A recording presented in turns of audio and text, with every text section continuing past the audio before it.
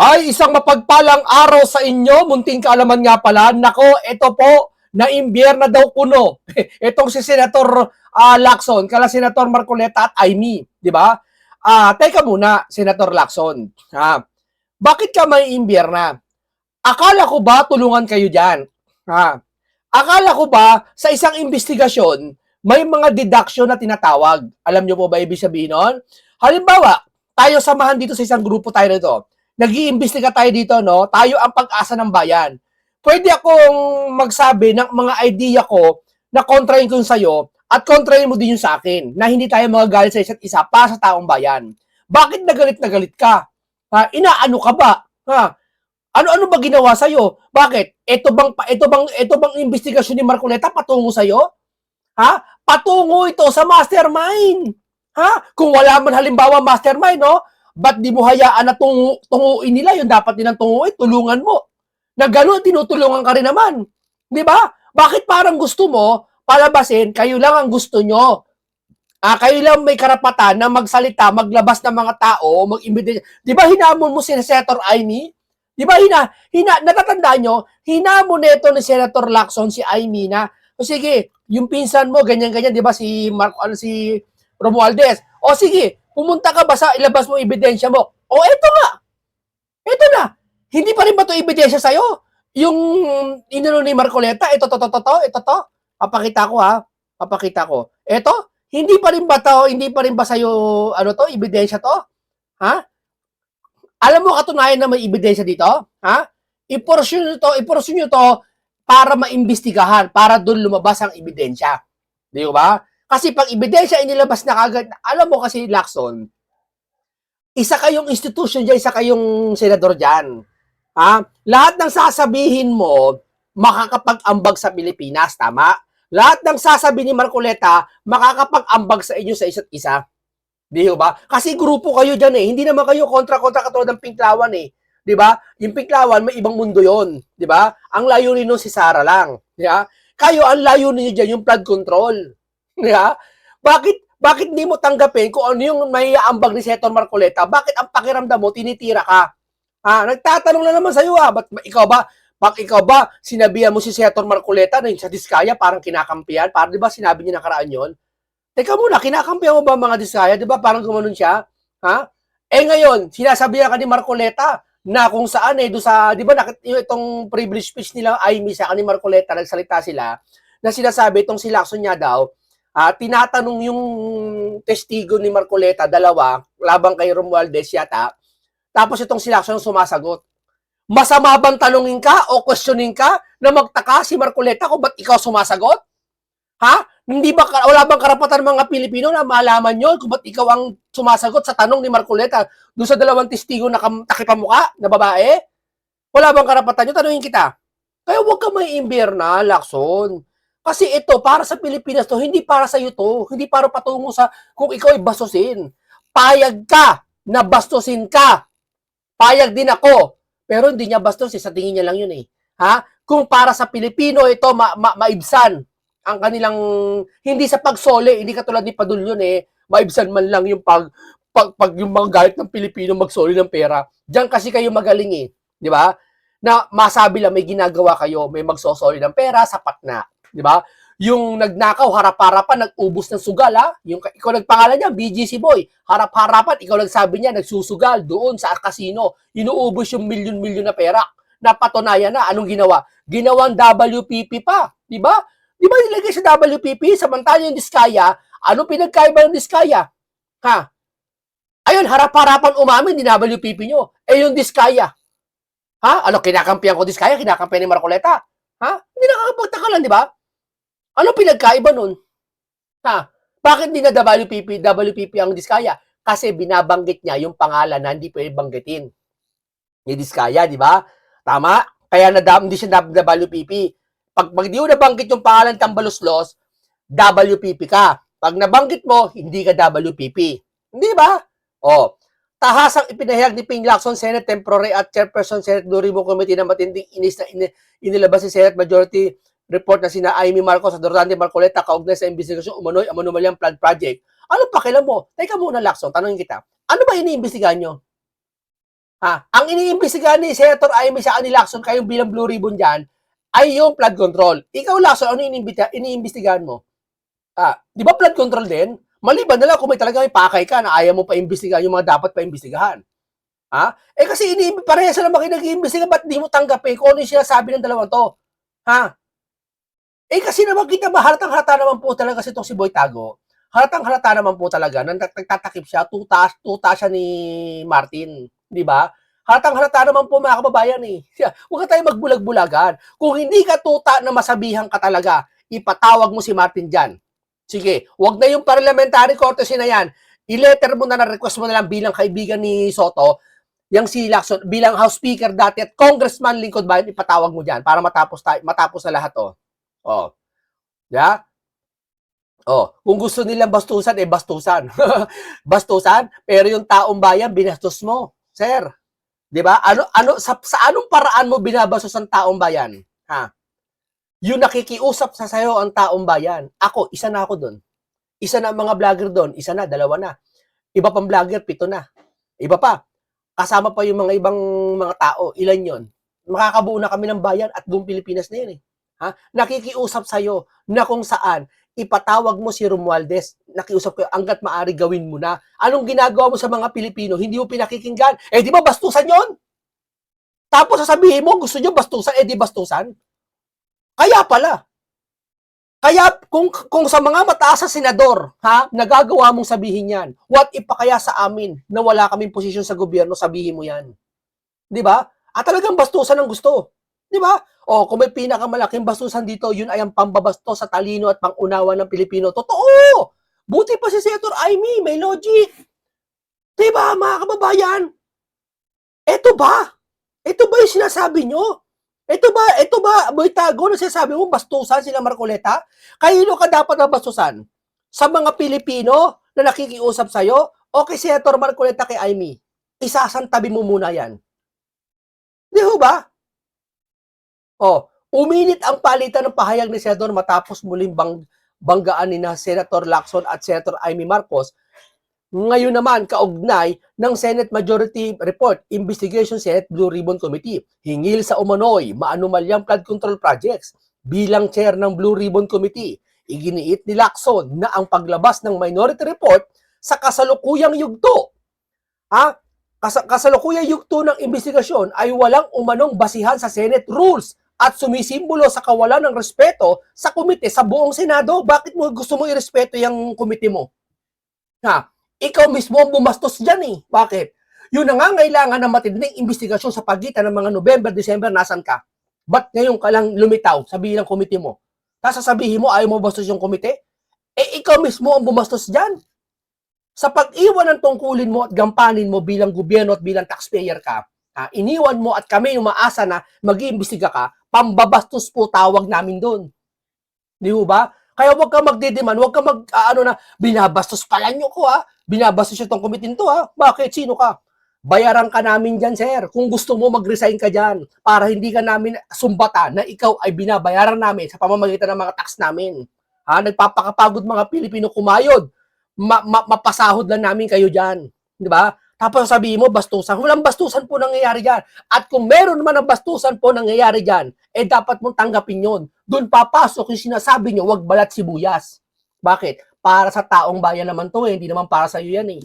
Wag mo sabihin para sa iyo lang tong pakinabangan na to kasi kinababastusan ka. Dapat tanggapin mo yun eh. Di ba? Si Marcoleta ka, pinagbintangan ng kung ano-ano, sose, kung ano-ano pinagbanto. Nagreklamo ba? Nang ganyan? Di ba? Dapat huwag ka magreklamo, tiisin mo yan para sa amin. Di ba mga kababayan? Ganun kasimple yun eh. Hindi mo ba maunawaan yun? O talaga may pitatakpang ka? Dako tayo dito ngayon, mga kaibigan. Iwan natin muna yan. Mamaya na yan. No? Dito po, ito pinakamahalagang bagay sa lahat. Nagulat lahat, nagulantang sa mga picture na to. Milyon-milyon pondo ng gobyerno inuubos ng mga trolls armies. Yan sabi. Para lang iligtas ang kanilang imahe at sa walang saysay tangkang baguhin ang opinyon ng publiko. Totoo! Totoo! Di ba? Alam mo yung mga yan, ilabas mo yan. Debate tayo. Yung mga BBM vloggers niyan, debate tayo. Isa lang sasabihin ko sa kanila eh. Bakit anong dahilan ba't ayaw nyo ipatawag si Romualdez? sa Senate hearing? Ba't ayaw nyo ipatawag? Alam mo, wala silang sasagot sa akin.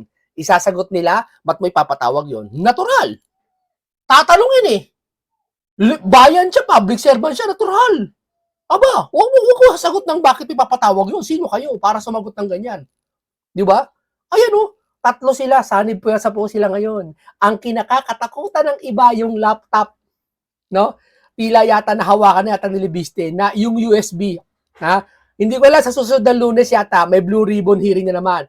Oh, baka supalpalin ka ni Marcoleta ng USB. Si Marcoleta na mismo ang humawak ng files na to. Sanib puwersa na kasi kita mo naman, oh, litrato na yan, oh. Di ba? Oh, sanib puwersa na po sila.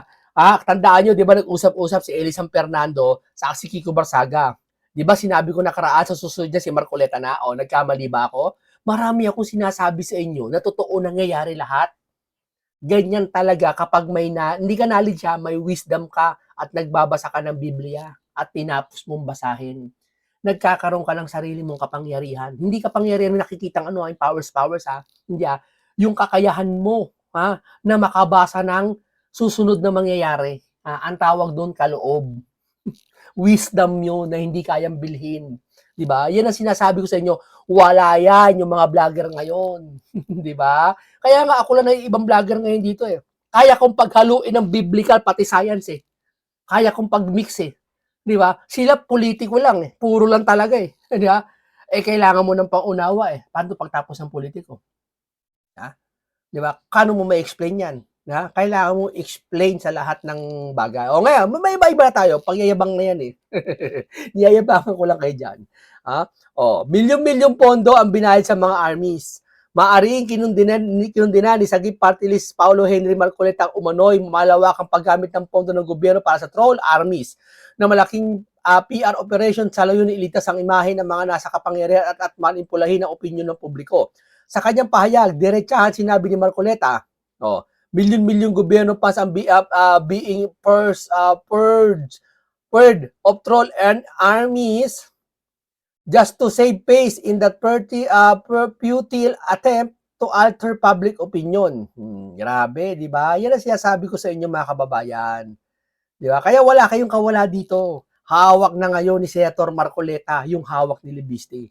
Binigay niya, di ba, kay Kiko? Binigay niya ata kay Eli. Binigay niya. Ngayon, Lacson, alam ko binigyan ka rin. Pero hindi mo pinipresent dyan. Hindi mo pinupurso na ito na sinasabi ko sa inyo. Itong diagram na ba to? Ano ba tawag dito?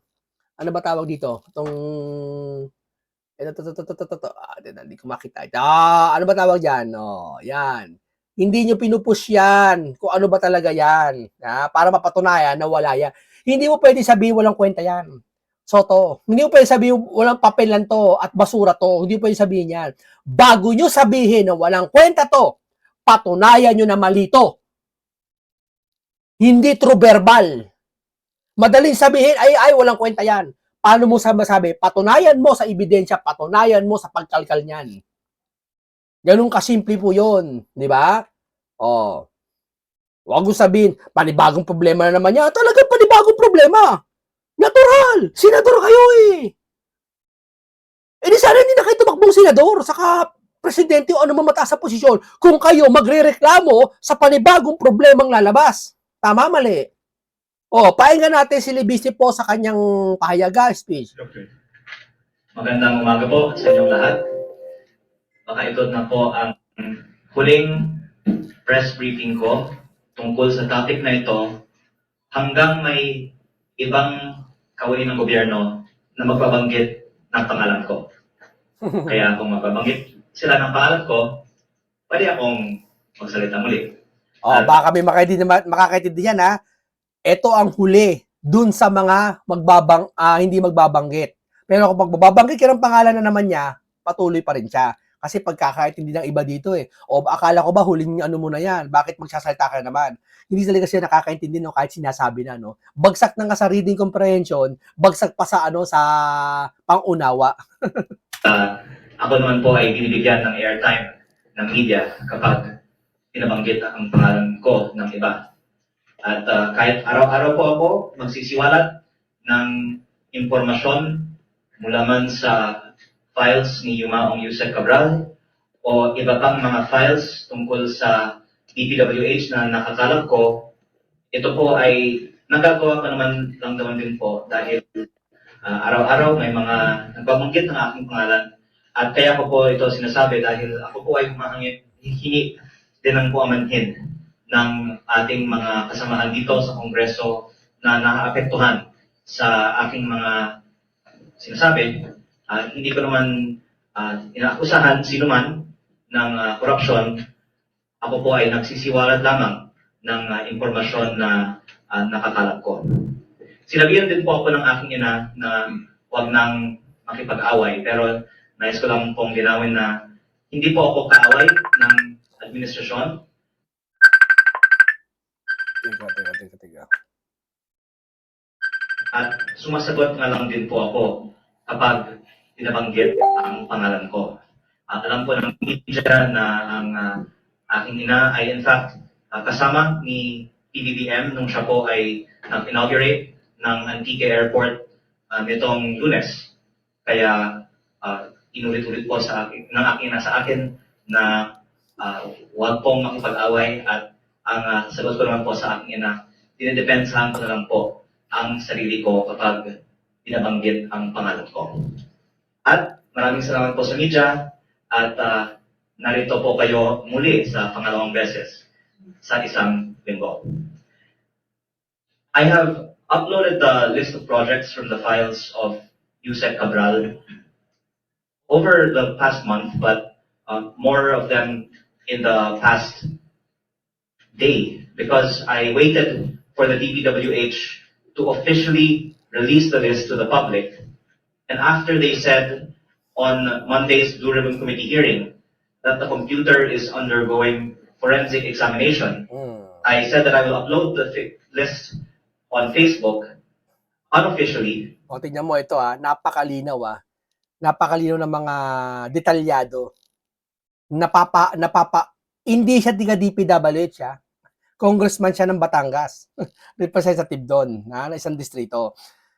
At wala sabi ni Marcoleta, wala siyang kinalaman dyan sa mga paghayag na yan. Pero siya ang naglalabas kasi siya lang may lakas ng loob sa si Marcoleta. Sabi ng iba, ba't mo ginagawa to, Libiste? Of course, siya lang may lakas ng loob eh. Hindi kayang gawin ng ibang congressman to. Ano ba ginawa kay Kiko? Inethics, di ba? Binibigyan nila ng kaso lahat. Ito lang malakas ang loob pati si Nestor Marcoleta. Di ba? Napakalinaw, detalyado sinasabi nila, nagawa ba ito ng DPWH na dapat sila ang meron nito? Na dapat sila magpaliwanag nito? Halimbawa, bigyan ko kayo. Sa medical record, halimbawa may medical record ka, sino dapat magpaliwanag doon? Police? Sumagot ka. 1+1, equals to na. Sino dapat magpaliwanag ng medical records? Doktor. Sino dapat magpaliwanag ditong DPWH ito? DPWH. Means, bunuan, o anuman kayo dyan, sino kayo dyan? Bakit si DPWH sinahayaan nyo si Libiste? Ginagawa niya to. Bakit? Nagmamalasakit siya na ma-explain to bagay na hindi nyo magawa. Tama? And no one objected. So now the public... Dapat detalyado sa amin, nalalaman namin kasi may karapatan kami. Dahil yung pinag-uusapan yan, ini-input yan, pera namin lahat yan. May karapatan kami na magsabi na, oy, kayo naman ang mag-explain, wag lang si Libiste. Kayo naman. I-explain nyo sa amin ng dahan-dahan. Ano ba talaga yan? Ano to? Ano to? Sino to? Anong distrito to? Bakit may ganito? Bakit may ganyan? Di ho ba? See how the DPWH budget was spent. Ang paglilinaw ko lang po ay dahil hindi po ito nanggagaling sa DPWH, hindi ko naman po sinasabi na ito po ay may probative value o opisyal o pwedeng gamitin sa korte. Kaya ko nga po din sinusuportahan ng mga panawagan na ang DPWH ang maglabas ng impormasyon nito para nga magamit siya sa mga formal na investigasyon. Pero wala naman po sigurong masama na ilabas ang mga impormasyon na ito for the public's information at baka ang mga concerned citizens ay makakatulong din sa mga investigasyon tungkol sa mga di umano'y anomalous projects. The 2025 NEP was divided according to the table that is behind me, which I also presented at the Blue Ribbon Committee hearing on Monday, according to the Monday na pala. file of the 2025 net from the office of Yusek Cabral. And as you can see, the allocable budget is 401 billion pesos.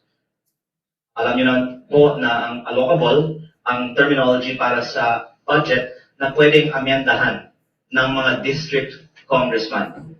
Tapos meron din iba pang mga panggagalingan ng mga budgetary allocations ng mga district congressman ayon po sa aking pananaliksik ng mga proyekto na sa mga listahan ng BIP on top at ang OT.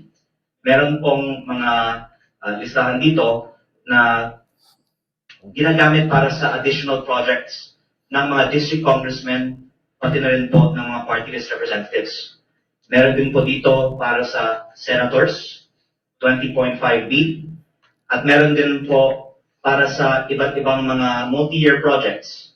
Kung hindi po ako nagkakamali, ang nakatag dito as SANTI, karamihan po mga Maharlika Highway projects. Ito lang common sense Tingnan mo yung sinasabi niya ngayon, detalyado. Palagay natin, inimbento lang ni Libiste yan, Bakit? Wala ba kayong ibabangga dyan na DPWH na meron record kayo? Ito, usapan ng mga galing to, usapan na marurunong to at may alam. Wala ba kayo diyang kopya ng DPWH na kukontra dito sa kay Libiste? Para patunayan nyo sisinungaling siya? Ilabas nyo yun sa inyo. Sinabi na ibang vlogger, wala daw kopya ng DPWH, wala daw ganyan. Imposible! Anong wala? Gagawa ka ng budget, walang hard copy? Walang USB, walang copy ganyan? Wala. Ano imagination lang, gagawa sila ng budget? Verbal lang. Ito, budget na to, tandaan nyo ang budget ng Quezon City, 1 million, etc. etc. Tatandaan lang, walang kopya?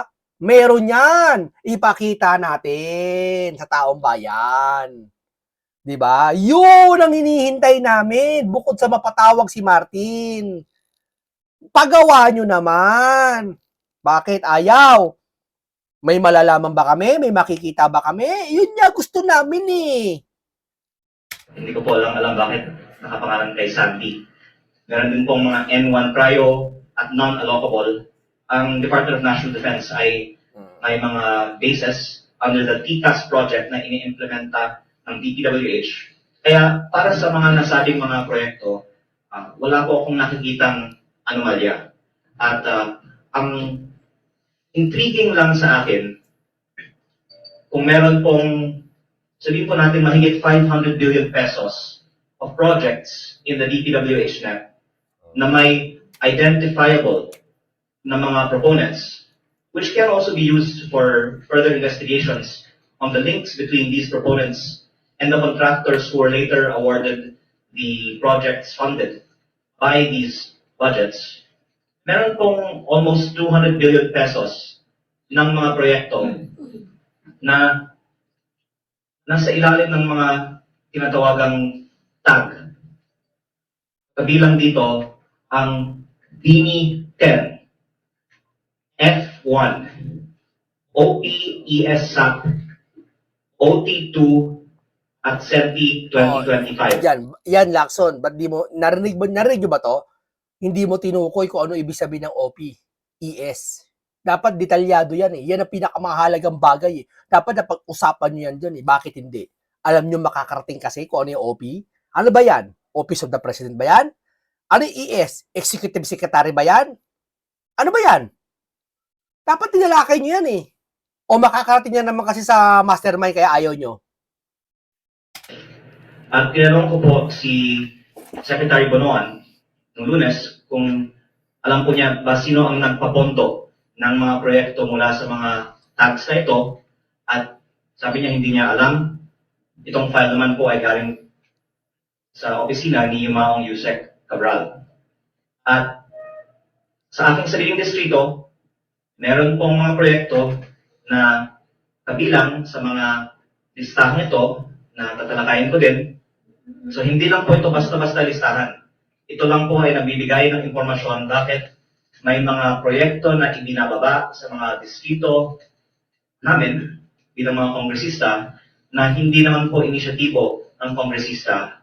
At nais ko lang malaman ng publiko at malaman para sa sarili kong impormasyon, sino ba ang nagpapondo ng mga proyektong ito dahil siguro naman mahalagang impormasyon ito lalong-lalo po dahil yung mga nasabi kong mga unidentified tax ay nasa mahigit kumulang 161 billion pesos sa 2025 net.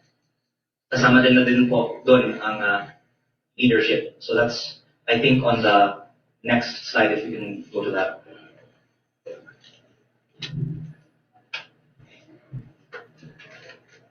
Nasa Facebook page ko po ang list ng mga projects na nagbubuo ng Oh, hindi sila maniniwala dyan, nasa Facebook. Hindi sila maniniwala. Hindi ka maniniwala dyan. Pero yung iba nasa Facebook, di naniniwala sila. Pag kay Sarah. Oh, 160 pinost sa Facebook, yung affidavit, alam ba, ni Madriaga, naniniwala sila. Sa Facebook din pinost yun. Pero ito, pinost din sa Facebook, hindi sila naniniwala. 1 billion pesos sa 2025 net. Ayon sa file ni Yumaong Yusek Cabral. At pagkatapos ng approval ng budget, na-bid out ang mga projects, at nasa DPWH records ang winning contractors, kaya binangga lang po namin ang winning contractors sa mga nasabing mga project tags. At ito po ang mga top contractors.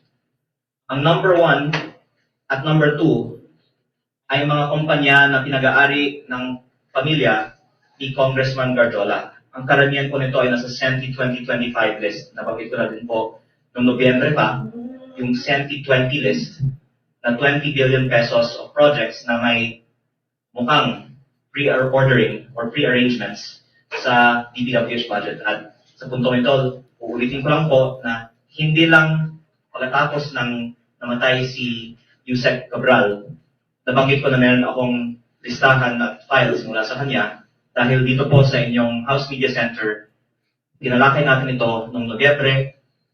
Nanawagan ako na proteksyonan si Yusek Cabral at i-preserba ang kanyang files at ikinalulungkot ko po na matapos lang isang buwan, namatay siya at doon inaksyonan ang pag-preserba ng kanyang files.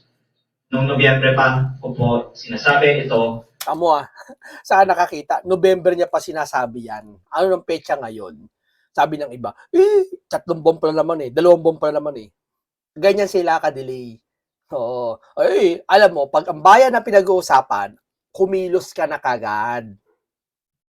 Nanawagan ako na maging siyang state witness or mabigyan ng witness protection para may paliwanag niya ang mas malaki pang mga anomalya sa alokasyon ng DPWH budget. At all that time, wala din pong nagsabi na unauthorized pong kinuha ang files mula nung sinabi ko po ito in public pa sa Nobyembre. But moving on to the list, you can see the rest of the contractors named here. Ayaw pong mag-reach ng conclusions na may anomalya o korupsyon sa mga kontrata nito. But I would like to point out that first, I credit PBBM for opening up the discussion on corruption in the DPWH and exposing his own list of the top 15 flood control contractors in early August 2020. O, tamo, top 15, no? Tapos Diskaya lang nakakulong. Come on. Nasa na yung mga umpisang inimbestiga ni Marcoleta mga, ng mga kontraktor. Nasa na yun? Tanong ko lang tanong lang to bakit wala sila? Bakit? May possible na ba magturo sila ng big fish? Sinampula na si Diskaya pag nagturo, ito mangyayari sa'yo? Ganun ba yon? 25, where it was pointed out that there is a high concentration of projects awarded to the top contractors, 20% more or less went to the top 15. The top 15, based on our estimates, and these are imprecise Meron din po kasi mga hindi namin mahanap sa DWH records ng mga proyekto dito. Pero sa mga nahanap namin, the top 15 contractors of this 161 billion pesos list of projects got 25% of these projects. At ang lumalabas, mas mataas ang concentration ng mga proyekto na na-award sa mga top contractors at mas malalaki ang mga average halaga ng mga kontrata ng mga proyekto sa mga nasabing listahan. If we could please go on to the next slide. Kahawig po nito ang mga top contractors ng mga DPWH projects funded by unprogrammed appropriations. Meron din pong files mula sa opisina ni Yusek Cabral na naglalaman ng mga SARO ng mga proyekto na pinondohan ng unprogrammed appropriations pero hindi ko pa ito tinatalakay dahil may iba naman din pong mga nag-distribute at public documents naman po ang mga listahan ng mga proyekto na pinondohan ng mga unprogrammed appropriations. Ang ibang mga journalists ay pwedeng gumawa din ng pananaliksik tungkol dito. Pero ang ginawa lang po ng aking team ay binangga ang mga proyektong ito sa DPWH records ng mga winning contractors at nakita po namin na ang top 15 contractors mula sa UA, more or less, ay nakakuha ng mahigit 30% ng pondo ng DPWH mula sa UA. O, tignan mo, dapat trabaho to ng DPWH magpaliwanag eh. Nasaan kayo? Di ba? O, ayaw nyo maniwala, peki si Libiste, peki itong binabasa niya. Patunayan nyo, peki. Patunayan nyo. Opo. Hindi mo pwede sabihin na peki. Sabi ko nga sa inyo eh, hindi mo pwede sabihin peki ang isang bagay kung hindi mo alam ang tunay. Patunayan mo. Sabi ni Lacson, hindi daw kompleto. Dapat alam mo yung buo. Di ba? So kung mataas ang concentration ng top contractors sa flood control, at dahil over 20% daw ang top 15 doon, mas highly concentrated pa ang mga winning contractors ng mga proyekto na nanggagaling sa UA.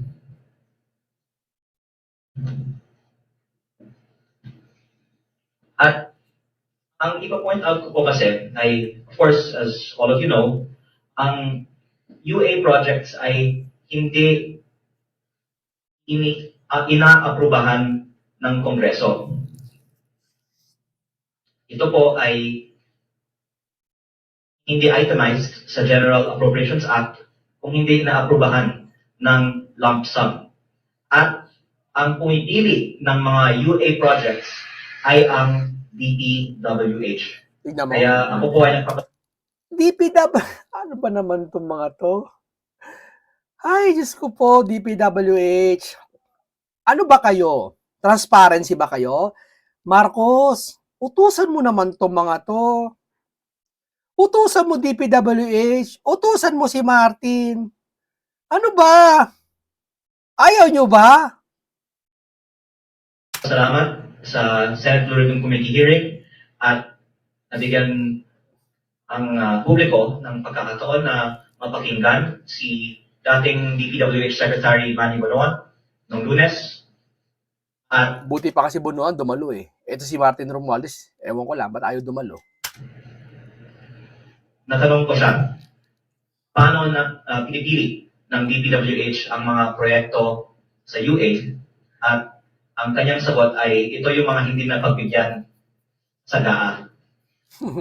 That's a very Kawawa. Ginawang raffle yung pera ng bayan. Meron pa palang hindi napagbigyan. Tara. Ginawang parapol. Hindi dapat yan eh. Dapat natural na binabudgetan eh. Diba? Sa isang lugar. Pag may sira yung tulay, ay paayos. Budgetan. Hindi eh. Palakasan system eh. O bahala ka dyan. Ayaw mo sumunod sa akin ha. Di ka pipirma kay Sarah o wala kang ngayong budget. Wala kang bonus. Diba? Parang ganun eh. logical response. Yung pera natin, ginagamit din para i-ano si Sarah, idiin. Pero lilinawin ko lang din po na ang UA ay 213 billion sa taong 2023 at 2024 para sa DPWH projects. 60 billion sa 2023, 153 billion sa 2024. At ang GAA sa taong 2024 at 2025 ay umabot po sa almost 2 trillion pesos.